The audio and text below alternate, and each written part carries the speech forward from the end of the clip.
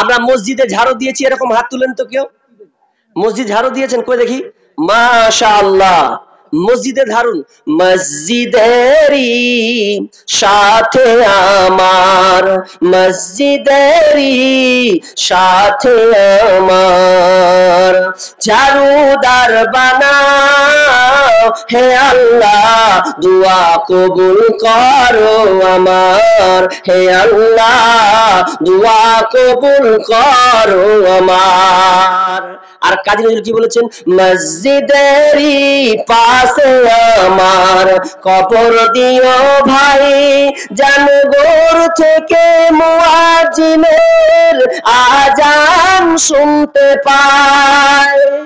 যদিও এটা নিয়ে অনেকে মন্তব্য করেছেন, কিন্তু লিখেছেন, লেখাটা খুব একদিক দিয়ে চমৎকার, যে মসজিদ কত গুরুত্বপূর্ণ একটা জায়গা, যে মসজিদ আবাদ করতে শিখুন। আমরা কিন্তু মসজিদ আবাদ করতে পছন্দ করি না, ওই মৌলবীকে ঠেট মারি, এই এটা হলো না কেন, এটা লেট হলো কেন, আপনাদের কিনা আমাদের ওইদিকে খুব মৌলবীর উপরে চাপ কেন, তোমার আবার লাস্ট তুমি লাস্ট সাহেব। হ্যাঁ, আমি ওয়ারাঙ্গাবাদে প্রায় 1-2-3 বছর ছিলাম। একটা লোক ছিলেন, লোকটা হচ্ছে প্রায় 3 থেকে 4 কোটির মালিক, 4 কোটি। ওই লোকটাকে দেখতাম ফজরের পরে যখন নামাজ হয়ে যেত, প্রতিদিন দেখতাম লোকটাকে যে প্রতিদিন একাই ঝাড়ু দিত, পরিষ্কার পরিচ্ছন্ন করত। তা কতটুকু তার মসজিদের মাহাব্বাত ছিল। আর আজকে আমরা ফুটা ফাটা কুন্ডেকার একটা মেম্বার প্রধান হয়ে গেছি, বা কিছু দুঃখ নিয়েন না, অথচ আপনি বুক ফুলিয়ে বলেন কোনোদিন গিয়েছেন আপনি মসজিদটা একটু পরিষ্কার করতে, যে আমি মসজিদটা গিয়ে আমি একটু পরিষ্কার করি? কত মূল্যবান মসজিদ, এই মসজিদকে আপনি বুকে টেনে নিয়েছেন, আপনি মনে করছেন দান দিয়ে দিলাম, এটাই না। দানের পাশাপাশি আপনাকে মসজিদ আবাদ করতে শিখতে হবে, মসজিদে যেতে হবে, মসজিদের কোনটা অভাব হয়েছে একটু টুকটুক করে তাকিয়ে আসবেন। মসজিদের কত ফজিলত জানেন?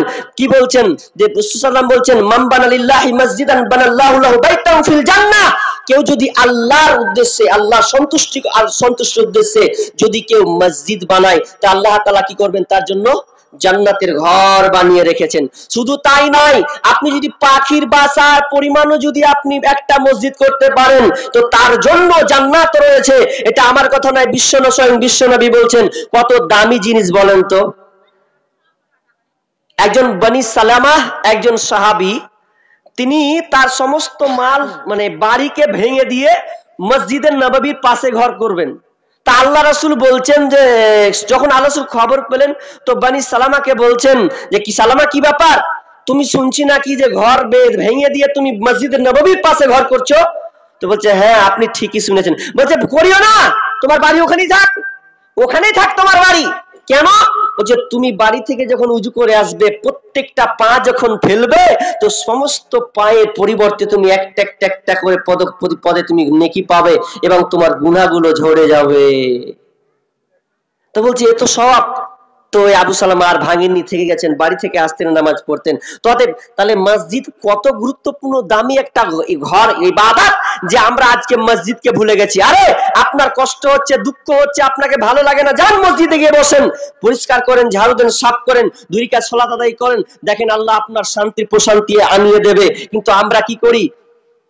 মানে শান্তি তো নেই, ওই টাউনে গিয়ে যে একটা বেরি গেলা যাবে, ভালো লাগে না, জ্বালিয়ে খেয়ে নিলে টানছো, মানে ওকার ভাল লাগে না, বিবির বকানি খেয়ে যে ওই যে কাকে জ্বালিয়ে নু, ওটা বাদ দিয়ে আপনি মসজিদে ঢুকুন, আল্লাহর কাছে 2 রাকাত সালাত আদায় করে বসুন, একটু দেখভাল করুন, দেখেন আল্লাহ আপনার অন্তরকে প্রশান্তি করে দেবে। কিন্তু আমরা চলে গেছি উল্টা জায়গায়, এই জন্য তো আমাদের কায়দা। তো দেখেন সময় চলে এসেছে, শেষের দিকে দানের কথা বলা হয়েছে। তাহলে দান মসজিদে দিবেন, এই মসজিদে আপনার দান, আপনি যদি চলেও যান, মরেও যান, তবু আপনার এই দানটা থেকে যাবে, এই দানটা অব্যাহত থাকবে। আপনি মরে হাড় হাড্ডি হয়ে যাবেন, অথচ থেকে যাবে। আমি বিষয়কে লম্বা করছি না, কিছু টাচ দিব এই দানের ব্যাপারে। দান কত মূল্যবান জিনিস। আল্লাহ তাআলা বলছেন, বিশ্বনবী মনে করছেন, ইয়া ইবনে আদম উনফিক ইলাইকা,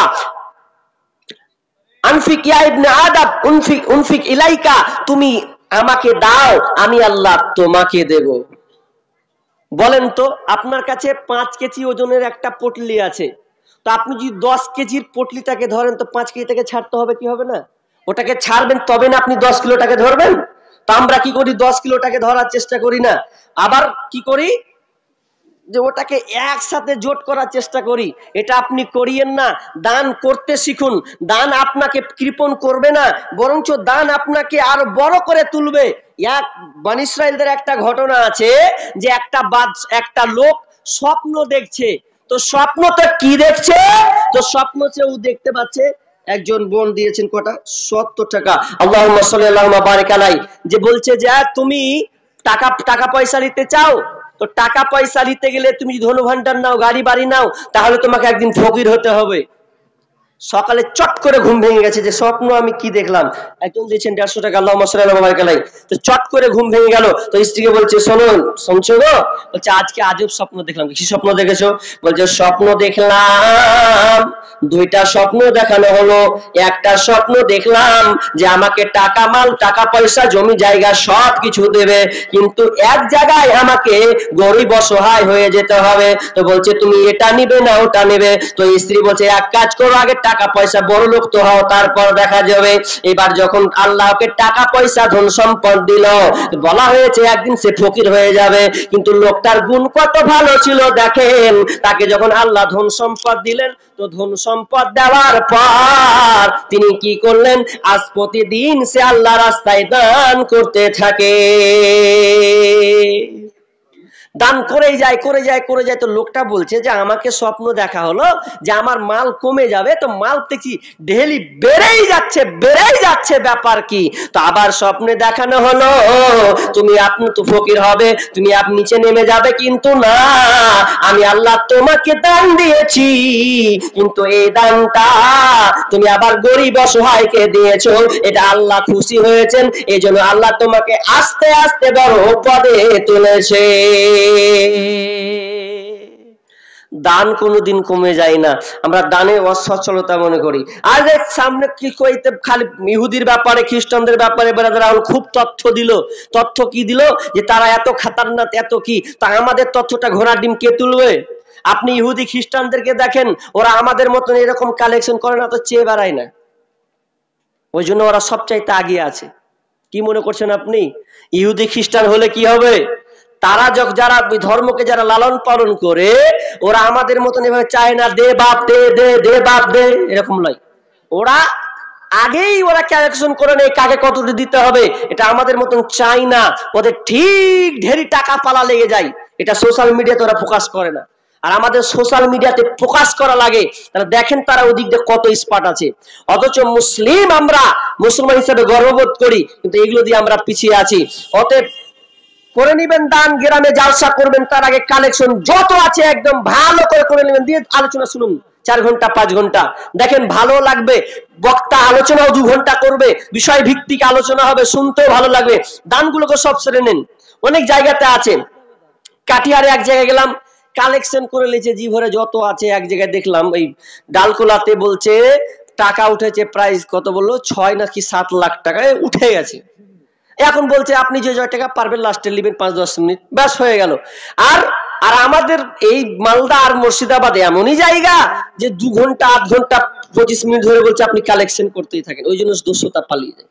তো এই জিনিসগুলো আমাদের এক্সচেঞ্জ করতে হবে, অবশ্য আস্তে আস্তে এটা এক্সচেঞ্জ হবে আশা করছি, তবে চেষ্টা করতে হবে।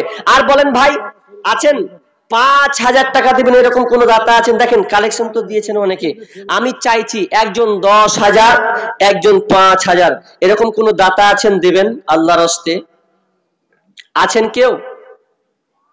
একজন মনে হয় 5,000 না 5,500 টাকা পেয়েছি একটা। তো কেউ আছেন এই গভীর রজনীতে শেষের বেলায় যে আমি শেষ রাত্রিতে 5,000 টাকা দিলাম, যে পারবেন 10,000 টাকা, কত 4,000 টাকা, লিল্লাহি তাকবীর। যা হোক, পেয়েছি একজন পেয়েছি, যা হোক মাশাআল্লাহ, 2 জন হয়ে গেল, একজন 5,500 5,000 টাকা। তো ভাই 1,000 টাকার নগদ দিচ্ছে, মানে ওটাও নগদ, মানে ওটা ফোন পে পেমেন্ট করে দিচ্ছে, তো 5,000 টাকা দিচ্ছে। ভাই কি নাম? ভাই কি নাম আপনার? সাদ্দাম শেখ বা সাদ্দাম হোসেন। এই ভাই কি করেছেন? চেন্নাই মিস্ত্রি, ও কেরালায় কাজ করে, ও তো ইনকাম মোটাই হয়, ভালো ইনকাম, কেরালাতে ইনকাম খুব মোটা মোটা, মানে আমাদের কয়েকজন যায় তো কাজও বলছে নাকি কঠিন, কিন্তু ইনকামও মোটা আছে। আল্লাহ তার তিনি যেন ওখানে গিয়ে আরো ভালো কাজ করতে পারে, আল্লাহ যেন সুস্থ দান করেন, সকল আমিন। আল্লাহ তার পরিবারকে যেন সুস্থ রাখেন, ভালো রাখেন। হে আল্লাহ, তার আত্মীয় যদি কেউ মারা থাকে, তার আত্মীয় স্বজন, আল্লাহ তাদেরকে তুমি মাফ করে দাও। আল্লাহ তুমি ফিতনা ফাসাদ থেকে ভাইকে রক্ষা করিও, ভাইকে নামাজ পড়ার তৌফিক দান করিও, সকল আমিন। বলেন ভাই, আর কেউ আছেন? একজন 10,000 টাকা চেয়েছি, 10,000 টাকা। কেউ নাই? কোন মা বোন নাই? কোন মা আছেন যে রাত্রি রজনীতে 5,000 টাকা দিবেন? আরে সিমেন্ট গুলো বলেন দেখি। সবাই তো দিয়েছেন জানি, এক বস্তা করে সিমেন্ট গুলো দিলে হয় না? আমি খুব জোরে 10 মিনিট আছি, বসেন, যাবেন না 10 মিনিট, মিডলে কিছু তো বলবো ইনশাআল্লাহ। বলেন 5,000 টাকা তো পেলাম, 10,000 টাকা আর না হয় দিনায় দিতে পারলেন। সিমেন্ট এরকম লেখাবেন, 5 জন হাত তুলেন তো ভাই, যে মাওলানা দিয়েছি আপনার খাতিরে আমি দিলাম, 1 বস্তা সিমেন্ট লিখিয়ে দিলাম। এরকম কেউ আছেন? বলেন। এ রাত্রি গভীর লোক নাই, বলবেন 1 বস্তা সিমেন্ট পাওয়া যাবে না? কে? ইউসুফ আলী, এখানে বাড়ি? আচ্ছা, 2 বস্তা সিমেন্ট ইউসুফ আলী লেখেন তো। মাশাআল্লাহ, 2 জন পেয়েছি, 2 জন পেয়েছি। আর 3 জন পারবেন কেউ? 5টা। এই যে ওখানে আঙুল তুলেছে কে গো ভাই? একজন দেখেন তো ওখানে, যে কি লিখছেন ওদিকে লক্ষ্য করেন না গো, ওই যে ওখানে আঙুল তো হাত তুলেছে, দেখেন কে আছে ওটা, নামটা জোরে বলেন তো ভাই। 3টা হলো। আর 2 জন ভাই, আর 2 জন এই যে ওখানে হাত তুলেছে।